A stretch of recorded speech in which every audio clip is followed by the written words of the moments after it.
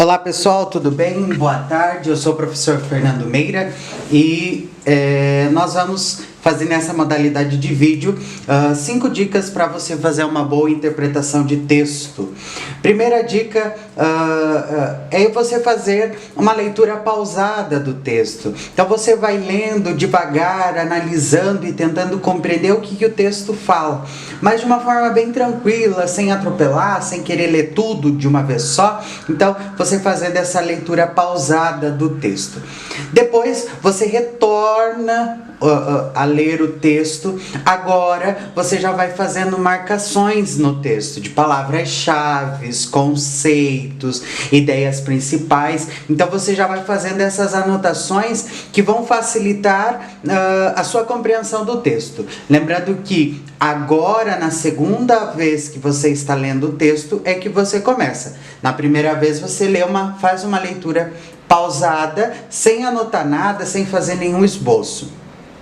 Terceira ideia é você separar os parágrafos do texto, ou seja, o texto tem 5 parágrafos, você separa, você faz uma leitura de um parágrafo, faz as anotações individualmente, depois você lê o outro parágrafo e anota aquelas ideias, sugestões de você usar post-it, marca-texto, caneta colorida, que tudo isso vai facilitando a sua compreensão do texto. Então a primeira dica é fazer uma leitura pausada, depois você relê o texto anotando palavras-chave e agora você retorna no texto fazendo marcações com canetas coloridas, post-it e tudo mais.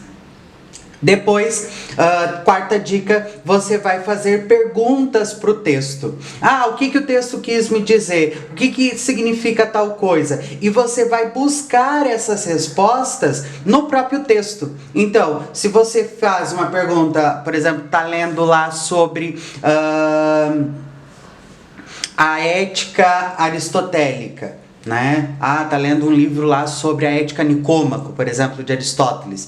E aí você vai perguntar para o texto, o que é ética para Aristóteles? O que é bem para Aristóteles? O que é a visão de humano para Aristóteles? Então você faz essas perguntas e vai encontrando dentro do texto. Uma vez que você já fez uma leitura breve, você já revisou o texto, então você já encontrou alguns conceitos e vai facilitando a sua compreensão. Quinto e último passo, você faz um resumo, uma breve produção de texto a partir das anotações que você fez.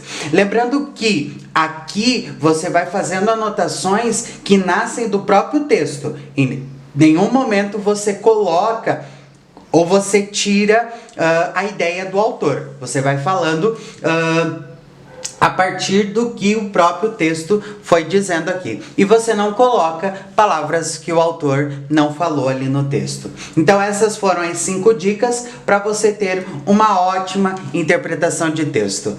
Fiquem com Deus, um grande abraço e até a nossa próxima aula.